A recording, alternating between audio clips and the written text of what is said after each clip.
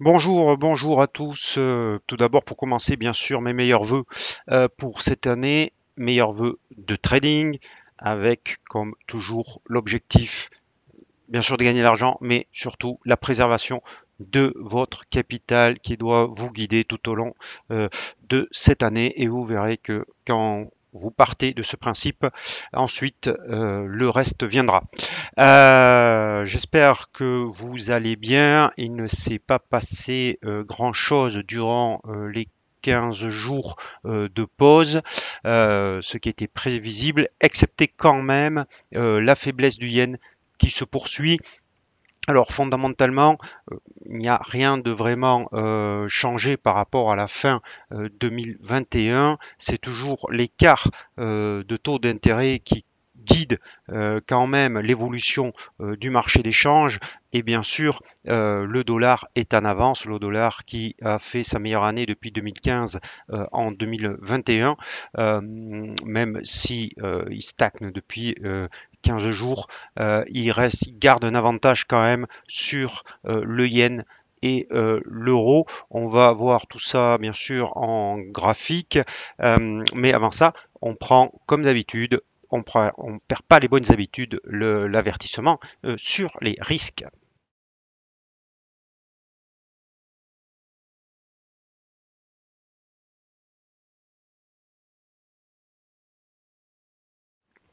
Voilà, on commence bien sûr par l'indice dollar. Vous le voyez, il évolue dans un range très étroit entre dans ce rectangle de consolidation. On est plutôt sur la borne basse, mais on tente un petit rebond aujourd'hui sur cette borne basse.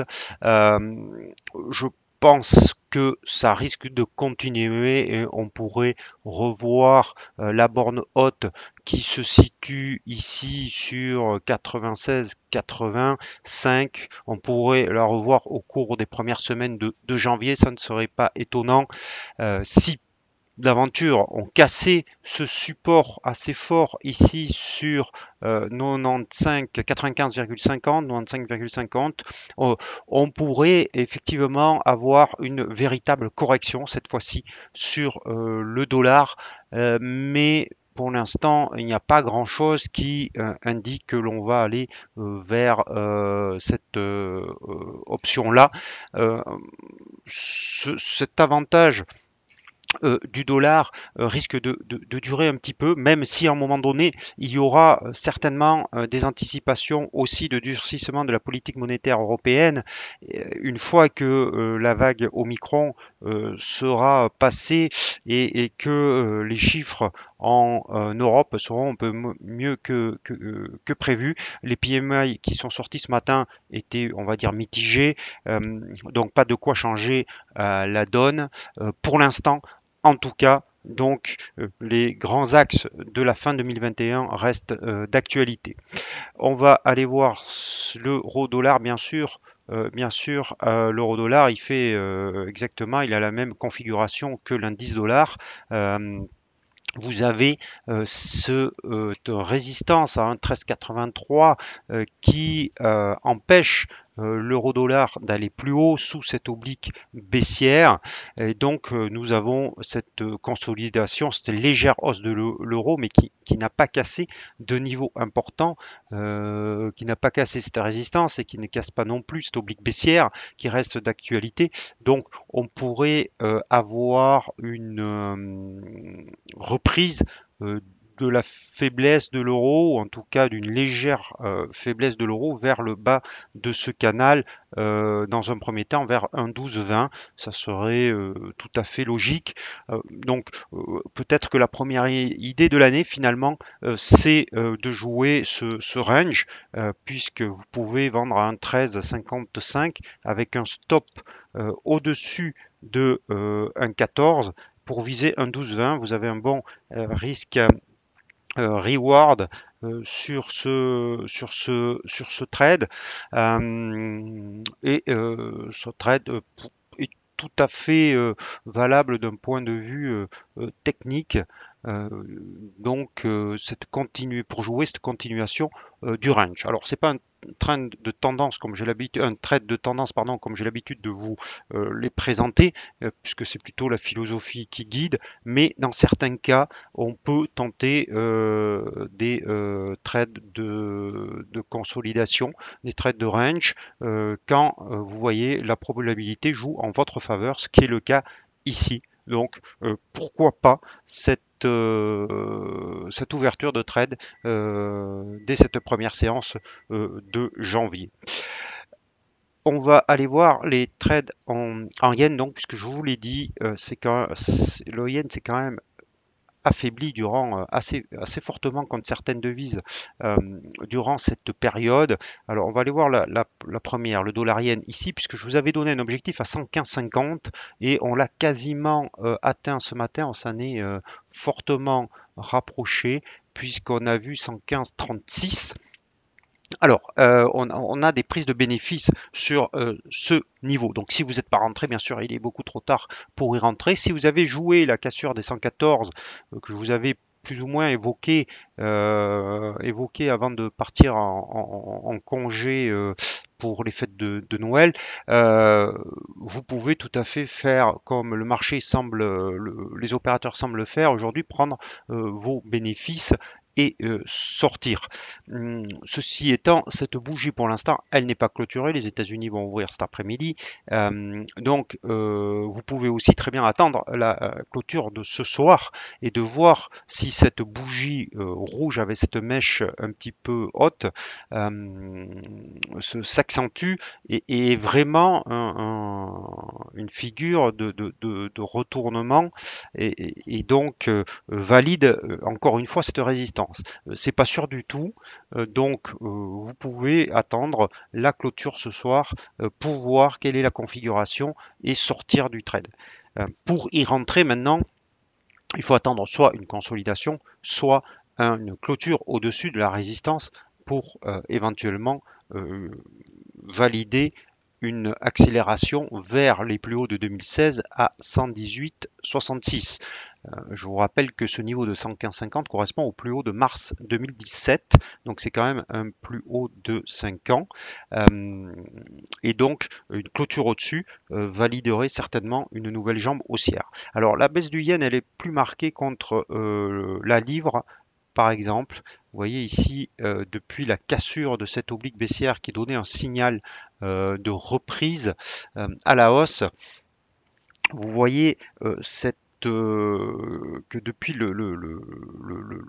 avant Noël, on a une très grosse hausse de la livre contre yen qui semble aujourd'hui s'arrêter un petit peu avec des prises de bénéfices bien logiques, mais pour l'instant, encore une fois, la séance n'est pas terminée et il est logique qu'on ait des prises de bénéfices avec un RSI aussi élevé. Ceci étant, la tendance n'est pas infirmée, la tendance reste haussière sur la livre yen et on pourrait avoir une petite correction qui pourrait nous permettre d'ailleurs peut-être de rentrer en position avant d'aller vers une résistance réelle, une résistance technique qui se situe pardon, à 158,22. Donc sur cette paire de devises, ce que j'aimerais voir, vous voyez, c'est peut-être un retour et un retournement sur la moyenne mobile à 34 périodes avant d'aller plus haut. Si cette configuration, si ce scénario validé, il offrirait un meilleur risk-reward que de rentrer maintenant avec un RSI aussi élevé. Vous voyez qu'en trading, alors autant en analyse, la tendance reste haussière et la bougie du jour, pour l'instant, baissière n'invalide pas la tendance, mais par contre en trading, vous ne pouvez pas rentrer sur une hausse qui est déjà bien entamée.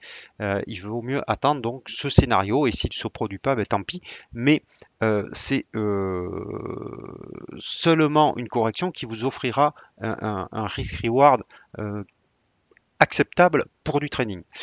On va aller voir l'euro-yen puisque l'euro-yen ici aussi, vous voyez que bon, ce matin, on a des prises de bénéfices sur l'euro-yen, mais là aussi, on est dans une tendance de court terme haussière et on pourrait revenir sur 131,40. Alors, bien sûr, cette bougie rouge aujourd'hui, comme sur les deux autres paires de devises, n'incite pas à rentrer, puisque vous voyez que les vendeurs semblent reprendre un petit peu la main, et donc il va falloir attendre de voir une figure peut-être de retournement sur cette paire de devises contre yen, mais en tout cas, scénario à surveiller sur le yen, c'est de rentrer short yen contre la livre, le dollar ou l'euro.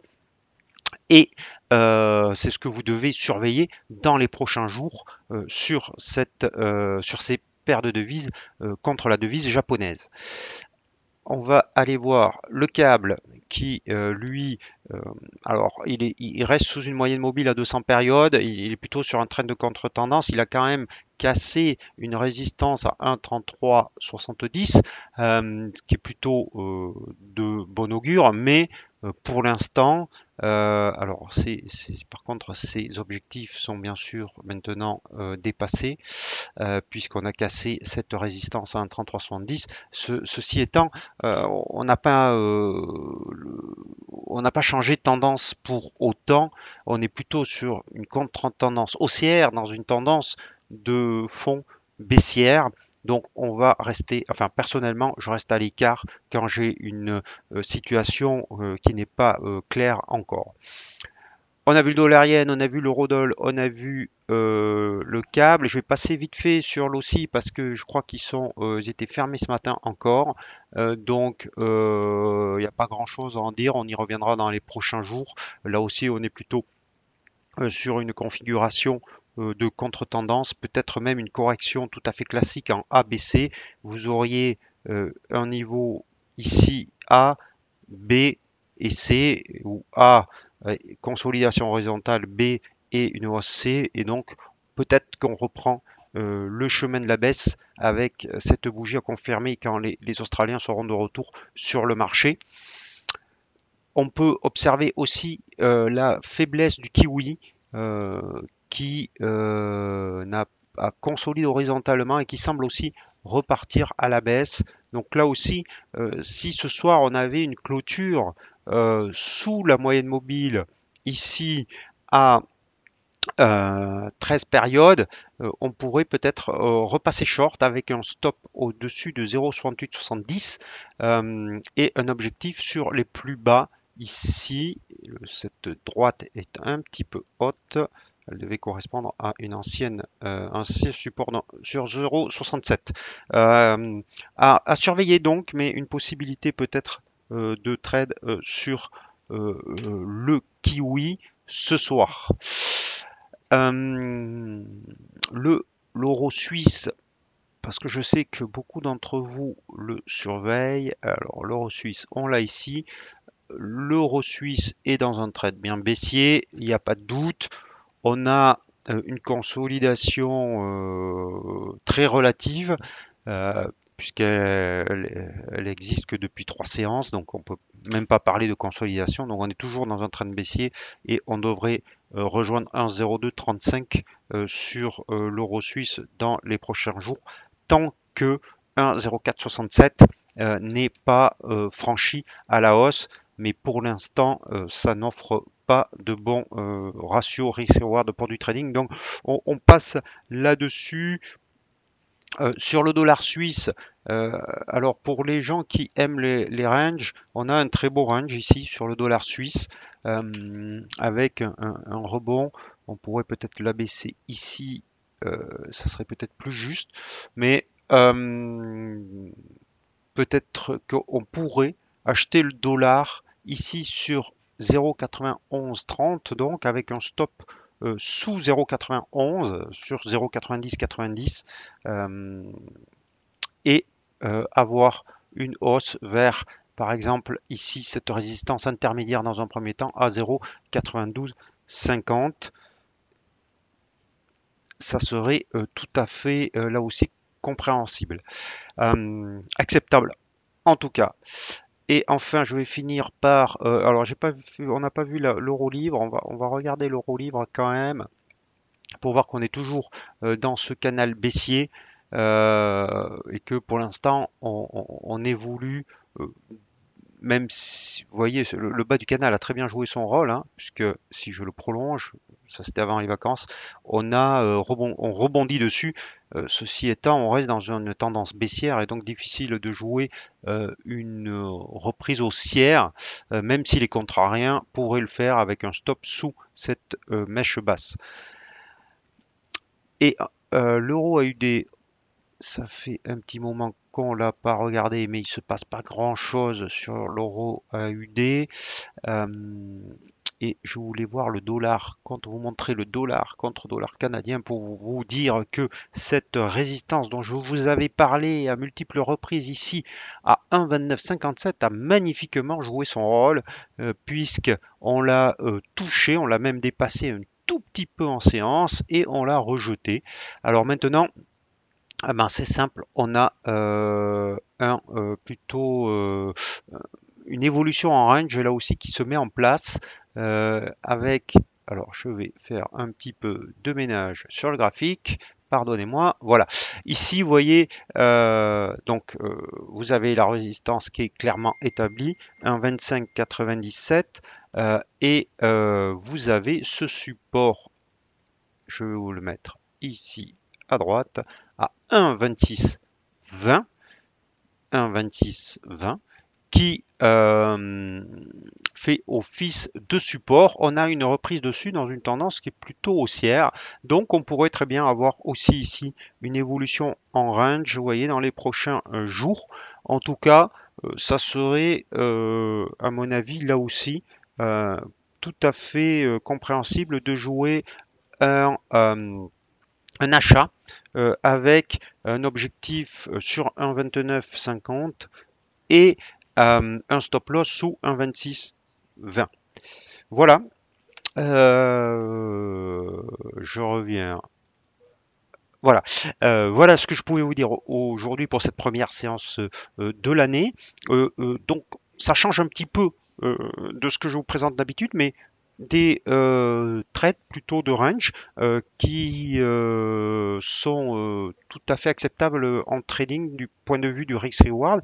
Donc sur l'eurodoll, sur le dollar suisse et sur le dollar Canada, vous voyez que la philosophie derrière, ça serait une reprise haussière du dollar qui se comprend fondamentalement, je vous l'ai expliqué. Euh, et donc, peut-être des trades qui sont un petit peu surprenants, mais c'est le boulot du trader aussi de s'adapter au marché et tant que le risk-reward est approprié et vous permet de préserver votre capital. Voilà, je vous souhaite à tous encore une fois une très bonne année, de très bons trades. N'oubliez pas vos stop loss, ça n'a pas changé. Je vous dis à très bientôt. J'espère que vous vous portez bien et à demain.